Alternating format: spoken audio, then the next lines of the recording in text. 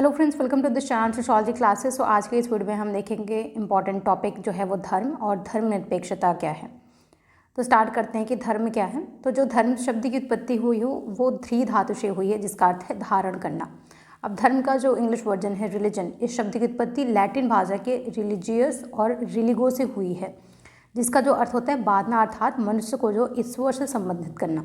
तो ये ध्यान रखिएगा, धर्म की उत्पत्ति जो अगर बात करेगा तो ये संस्कृत के ध्री धातु से हुई है, ध्री से हुई है, जिसका अर्थ है धारण करना।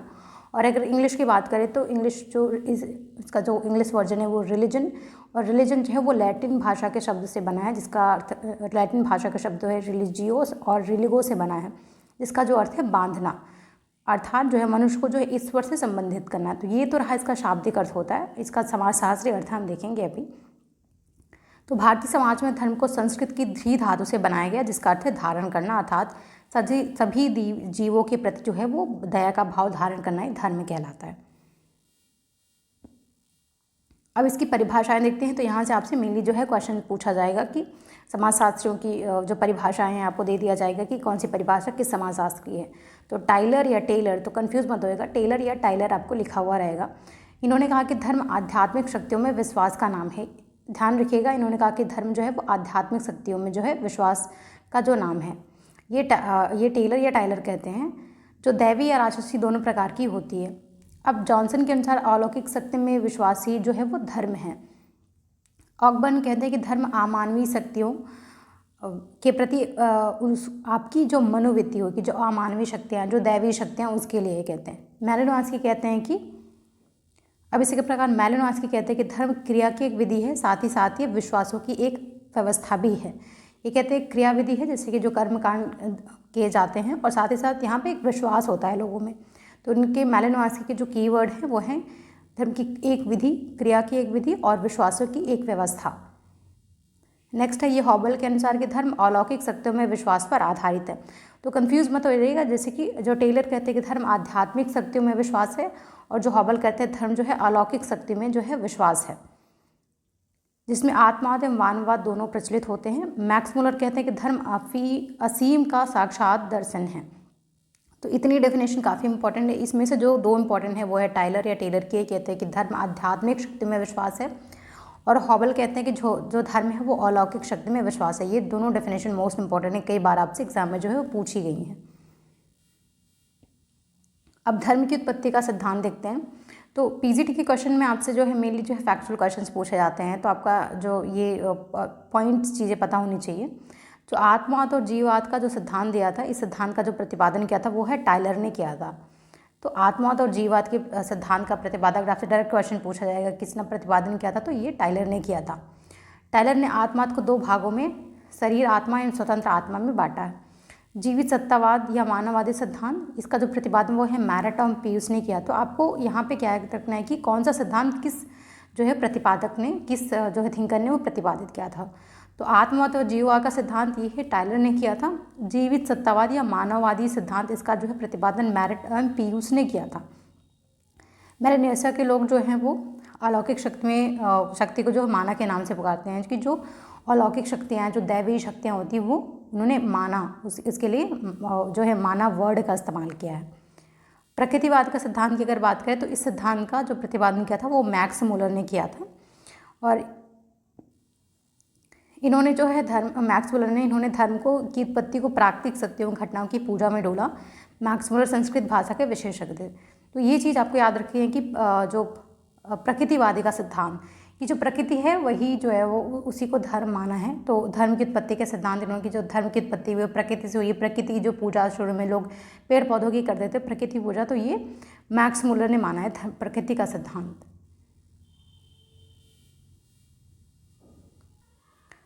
अब हम देखते हैं धर्म का जो समाजशास्त्र सिद्धांत या फिर टोटमवाद। तो टोटमवाद की अवधारणा किसने दी थी, आपको ध्यान रखना है दुर्खीम ने। इनका धर्म का सिद्धांत ही है। जब हम दुर्खीम को डिस्कस करें तो डिटेल में इनका धर्म का सिद्धांत, दुर्खीम का धर्म का सिद्धांत डिस्कस किया था। आप इतना ध्यान रखिएगा और इसे जाके देख लीजिएगा, काफ़ी इंपॉर्टेंट है दुर्खीम का जो है धर्म का सिद्धांत। तो इनका जो समाजशास्त्रीय सिद्धांत है या टोटमवाद धर्म का, तो ये किसने दिया था, ये दुर्खीम ने दिया था। ये आप ज़रूर याद रखिएगा। इन्होंने समाज को देवता माना है। अगर इनकी धर्म के सिद्धांत की बात किया जाए या धर्म के समाजशास्त्र सिद्धांत की बात करें या टोटमवाद की बात करें तो दुर्खीम कहते हैं कि धर्म को समाज की एकता को बनाए रखने के लिए बनाया गया है, कि समाज में जो लोगों के बीच है वो एकता बनी रहे। कैसे बनी रहेगी कि पहले प्रारंभ में क्या होता है कि लोग प्रकृति की पूजा करते थे, पेड़ की पूजा, पेड़ पौधों की आज भी होते हैं, वो परंपरा चली आ रही है। तो लोग वहाँ पे इकट्ठे होते थे, उनके बीच जो है वो एकता बढ़ती थी, आपसी भाईचारा बढ़ता था, उनका संगठन बढ़ता था। तो लोगों ने कहा कि जो समाज की एकता और संगठन को बनाए रखने के लिए धर्म का उत्पत्ति, तो समाज ने अपने संगठन में एकता को बनाए रखने के लिए धर्म को बनाया गया है। तो ये समाजशास्त्र सिद्धांत है, ये दुर्खीम कहते हैं। ये कहते हैं धर्म को ईश्वर ने नहीं बनाया, बल्कि समाज ने अपनी आवश्यकता की पूर्ति, अपना फंक्शन सही तरीके से करवाए, इसके लिए बनाया गया है। ईश्वर या अस्वर का जो निर्माण है वो समाज के द्वारा होता है। तो उनका स्टेटमेंट आप ज़रूर याद रखिएगा, ये है कि ये कहते हैं ईश्वर या स्वर का जो निर्माण समाज के द्वारा किया गया। ये किसका स्टेटमेंट है? ये दुर्खीम का। दुर्खीम विश्वासों में अनुष्ठानों को धर्म सम्मिलित करते हैं। इन्होंने धर्म विश्वास को दो भागों में बांटा है, पवित्र वस्तुएं और अपवित्र वस्तुएं। तो जो पवित्र, इन्होंने धर्म को मेनली कि दो पवित्र वस्तुएं और अपवित्र वस्तुएं। पवित्र वस्तुएं होती है जिनके प्रति लोग इकट्ठा होते हैं, जिन्हें पवित्र माना जाता है, जैसे कि कोई भी स्थान या पत्थर या फिर को जो मान लिया जाता है। तो धर्म संबंधी अवधारणा ऑस्ट्रेलिया की अरुंडा जनजाति के अध्ययन के फलस्वरूप इन्होंने प्रस्तुत की। तो ये आपको यहाँ पे याद रखना है कि इन्होंने समाज को ही देवता माना है और कहा है कि जो स्वर्ग का निर्माण है समाज के द्वारा, जो है ईश्वर या स्वर्ग का निर्माण समाज के द्वारा किया गया है। तो ये समाज को बहुत ही ज़्यादा महत्वपूर्ण मानते थे ये दुर्खीम। और इन्होंने टोटमवाद की अवधारणा दी। टोटम क्या, ये भी हमने डिटेल में डिस्कस किया, इनके धर्म का जो सिद्धांत है। यहाँ पे आपको क्या क्या चीज़ें याद रखनी है मैं वो आपको बता रही हूँ। तो और इन्होंने धर्म से संबंधी जो भी अपना सिद्धांत दिया था, ऑस्ट्रेलिया की अरुंडा जनजाति का जिन्होंने अध्ययन किया था। ये ध्यान रखिए, मोस्ट इंपॉर्टेंट क्वेश्चन है, आपसे पूछा गया है कि इन्होंने किस जनजाति का अध्ययन किया था? अरुंडा जनजाति का। और वो कौन जनजाति कहाँ है? तो ऑस्ट्रेलिया की। तो ये धर्म का सिद्धांत समाजशास्त्र सिद्धांत है या टोटमवाद इसे बोलते हैं। अब धर्म का प्रकारवादी सिद्धांत ये देखते हैं। धर्म का प्रकारवादी सिद्धांत के जो प्रतिपादक है वो है मैलिनोव्स्की और रेडक्लिफ ब्राउन। तो ये भी पूछा गया, धर्म के प्रकारवादी सिद्धांत के प्रतिपादक, ये ध्यान रखें, मैलिनोव्स्की और रेडक्लिफ ब्राउन। तो इस सिद्धांत के अनुसार जिस प्रकार मनुष्य के लिए रोटी, कपड़ा, मकान आवश्यक है, उसी प्रकार जो है वो धर्म भी आवश्यक होता है। तो यही आपको मेनली याद रखना है कि धर्म का प्रकारवादी सिद्धांत क्या है, क्या कहता है, और इसके जो प्रतिपादक है मैलिनोव्स्की और या रेडक्लिफ ब्राउन है। तो ये रहा धर्म। अब हम देखेंगे धर्मनिरपेक्षता क्या है। तो ये काफ़ी इंपॉर्टेंट है, आपसे एग्जाम में पीजीटी के पेपर में पूछा जाता है। तो डायरेक्ट आपसे यहाँ से क्वेश्चन पूछा गया है कि धर्मनिरपेक्षता क्या है। तो देखते हैं सबसे पहले इसका अर्थ क्या है, सेकुलरिज्म क्या है। तो धर्मनिरपेक्षता वह प्रक्रिया है जिसमें समाज, राज्य किसी विशेष धर्म से जो है वो प्रभावित नहीं होते हैं, सभी धर्मों को समान सम्मान मिलता है और धर्म व्यक्ति के जो निजी जीवन तक ही सीमित रहता है। तो अगर एक स्टेटमेंट में इसे एक लाइन में इसे कहे तो जो धर्म होता है वो धर्मनिरपेक्षता क्या है कि सभी धर्मों का समान सम्मान करना। तो भारत जो है वो एक धर्मनिरपेक्ष राज्य है, क्योंकि इसके संविधान के प्रस्तावना में कहा कि हम जो है वो भारत जो है धर्मनिरपेक्ष राज्य है। कहने का अर्थ ये है कि जो भारत में जो है वो जो सभी धर्म, चाहे वो हिंदू, मुस्लिम, सिख, जो ईसाई, वो सबको सम्मान जो है वो नज़रों से राज्य जो है सरकार देखती है। किसी भी धर्म को प्रमोट नहीं किया जाएगा, बल्कि सभी धर्मों के प्रति वो समान जो है वो भावना रखी जाएगी। तो यही है, सभी धर्मों के प्रति समान सम्मान रखना, वो है धर्मनिरपेक्षता। अब इसकी परिभाषाएं देखते हैं। तो यहाँ से भी क्वेश्चन आपसे पूछ सकता है। तो मैक्स वेबर की परिभाषा अगर देखें तो ये कहते हैं धर्मनिरपेक्षता आधुनिक, औद्योगिक और तर्कसंगत समाज की पहचान है। इन्होंने रेशनलाइजेशन प्रोसेस से इसे जोड़ा है, जहाँ धर्म धीरे धीरे सामाजिक, आर्थिक और राजनीतिक क्षेत्रों से अलग हो जाता है। तो इन्होंने कहा कि आधुनिक समय में जो है वो ये आधुनिक, औद्योगिक, तर्कसंगत समाज की जो पहचान है, कहने का मतलब ये कि जब लोगों में एक विवेक और जब लोगों में एक रेशनल आएगा, एक तर्क बुद्धि विकसित होगी लोगों में, तो क्या है वो धर्म को जो व्यक्तिगत जीवन तक ही सीमित रखेंगे, वो धर्म को अपने सामाजिक, राजनीतिक, आर्थिक जीवन में नहीं इन्वॉल्व करेंगे। तो कहने का इनका अर्थ यही है कि यही है जो धर्मनिरपेक्षता है, कि जब धर्म जो है व्यक्ति को रेडिकलाइजेशन नहीं करेगा, बल्कि लोगों के जो है वो लोग के हित में कार्य करेगा। तो यही होता है, कहते हैं आधुनिक, औद्योगिक समाज की ये पहचान है, तर्कसंगत समाज की ये पहचान है, जहाँ पे लोग रैशनली सोचे हैं तो धर्म उन पर नकारात्मक प्रभाव नहीं डालता।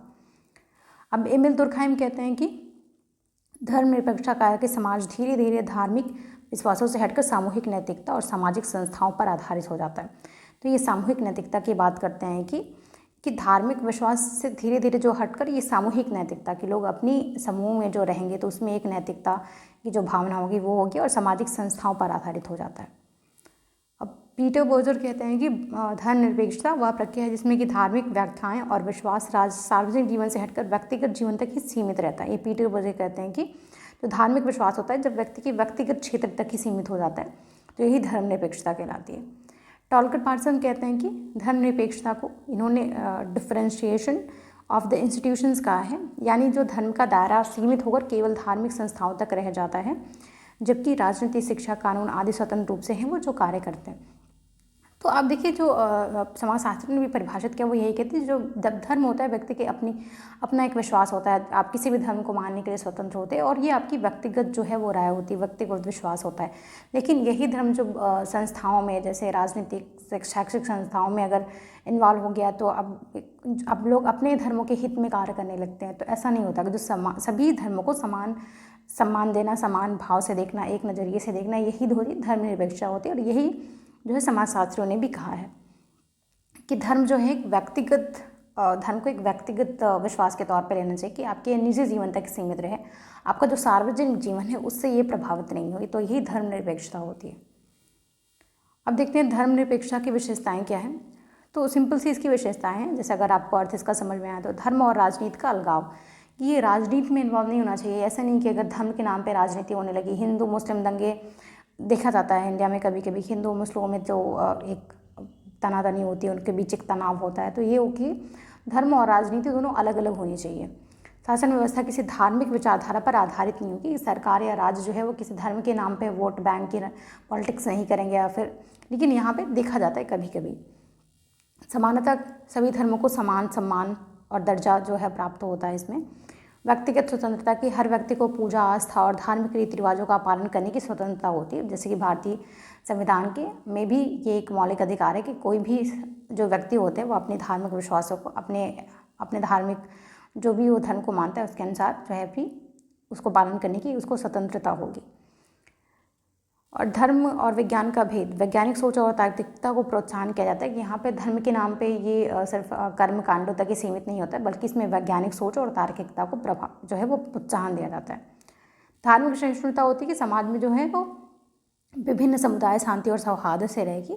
अगर भारत में बात की जाए तो यहाँ विभिन्न धर्मों के लोग रहते हैं, सभी जो है मिलजुल कर रहे हैं, एक दूसरे के बीच जो है वो एक कटुता की भावना नहीं हो, एक दूसरे के प्रति जो है वो सम्मान रहे कि सभी जो धर्म अलग अलग है लेकिन हमारे बीच जो है वो एकता बनी रहे यहाँ पे।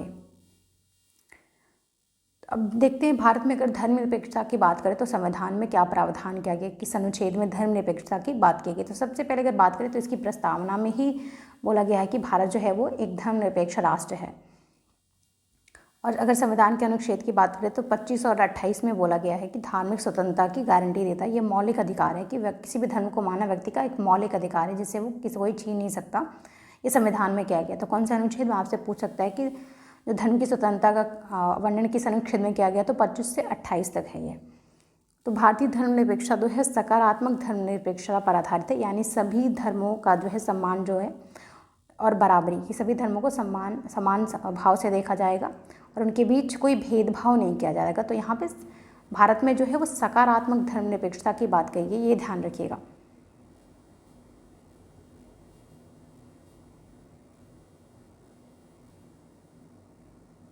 तो यहाँ पे सकारात्मक धर्मनिरपेक्षता की बात की गई, आप ये ध्यान रखिएगा। अब देखते हैं कि जहाँ राज्य धर्म को पूरी तरह से अलग नहीं है बल्कि जो है सभी धर्मों का समान अवसर और मान्यता देता है कि राज्यों में धर्म को मान्यता तो दी जाती है लेकिन जो है कि यहाँ पे सभी धर्मों को जो है वो समान अवसर और मान्यता दी जाती है। अब कुछ इंपॉर्टेंट फैक्ट्स देख लेते हैं धर्मनिरपेक्षता से रिलेटेड जो आपसे एग्जाम में पूछ सकते हैं। तो 1976 में 42वें संविधान संशोधन द्वारा धर्मनिरपेक्ष जो शब्द को संविधान की प्रस्तावना में जोड़ा गया है। तो आपसे पूछ सकता है क्वेश्चन कि धर्मनिरपेक्षता शब्द को भारतीय संविधान में किस संविधान संशोधन के तहत जोड़ा गया है। तो ये जो है वो 1976 में 42वें संविधान संशोधन द्वारा जोड़ा गया है। समाजशास्त्री मैक्स वेबर ने धर्म और आधुनिक पूंजीवाद के संबंध की व्याख्या की है। धर्मनिरपेक्षता को आधुनिक समाज का परिणाम माना है। कहते हैं कि धर्मनिरपेक्षता क्यों? क्योंकि आधुनिक समाज में कि यहाँ के लोगों के बीच में एक रैशनैलिटी है, लोग तर्कसंगत रूप से सोचते हैं, तो वो अपने धर्म को व्यक्तिगत जीवन तक सीमित रखते हैं और बाकी संस्थाओं से, राजनीतिक संस्थाओं से, आर्थिक संस्थाओं से धर्म को अलग ही रखते हैं। तो ये कहते हैं कि यहाँ पे लोगों में एक रैशनैलिटी की थिंकिंग है, इसलिए ये आधुनिक जो है वो समाज का परिणाम माना है इसे। अब समाजशास्त्री इवन दुर्खीम कहते हैं, जैसे हमने आगे डिस्कस किया, धर्मनिरपेक्ष जो संस्थाएं समाज में एकता और नैतिक मूल्यों को नया रूप देती है। कि धर्मनिरपेक्ष संस्थाएं होंगी जहाँ पे कि सभी धर्मों का समान सम्मान किया जाएगा। वो जो संस्थाएं होंगी वो समाज में क्या होगी, एकता को बढ़ावा देंगी, सामाजिक और नैतिक मूल्यों को बढ़ावा देंगी। नेक्स्ट देखते हैं कि भारत में जो धर्मनिरपेक्षता का जो मॉडल है वो पश्चिमी देश जैसे अमेरिका और फ्रांस से अलग है। यहाँ धर्म से दूरी नहीं बल्कि सभी धर्मों का समान सम्मान किया जाता है। यहाँ पे सकारात्मक धर्मनिरपेक्षता की बात की थी जैसे हमने वहाँ, लेकिन जो पश्चिमी देश हैं जैसे अमेरिका, फ्रांस, इन सब जगहों में नकारात्मक धर्मनिरपेक्षता। कहने का अर्थ है कि यहाँ पे जो रिलीजन है, जो धर्म है, वो राजनीति से पूरी तरीके से अलग कर दिया गया है। कि जो राजनीति है, जो पॉलिटिक्स है या शासन जो राज्य है, वो किसी भी धर्म, वहाँ पे बिल्कुल भी कोई भी धार्मिक बातें नहीं की जाएगी, यहाँ पे कुछ भी नहीं है। लेकिन भारत में क्या है कि सभी धर्मों का जो समान सम्मान किया जाएगा राज्य के या सरकार के द्वारा। तो ये रहा धर्मनिरपेक्षता से रिलेटेड कुछ इंपॉर्टेंट चीज़ें। यहाँ पे कुछ इंपॉर्टेंट जो फैक्ट्स हैं ये भी आप देख लीजिएगा, आपसे पूछ सकते हैं। और यहाँ पे आप याद रखिएगा धर्मनिरपेक्षता क्या है, ये जो काफ़ी ये आपसे पूछा गया है, सिंपल सा क्वेश्चन। और कोई डाउट है तो आप पूछ सकते हैं। Thank you.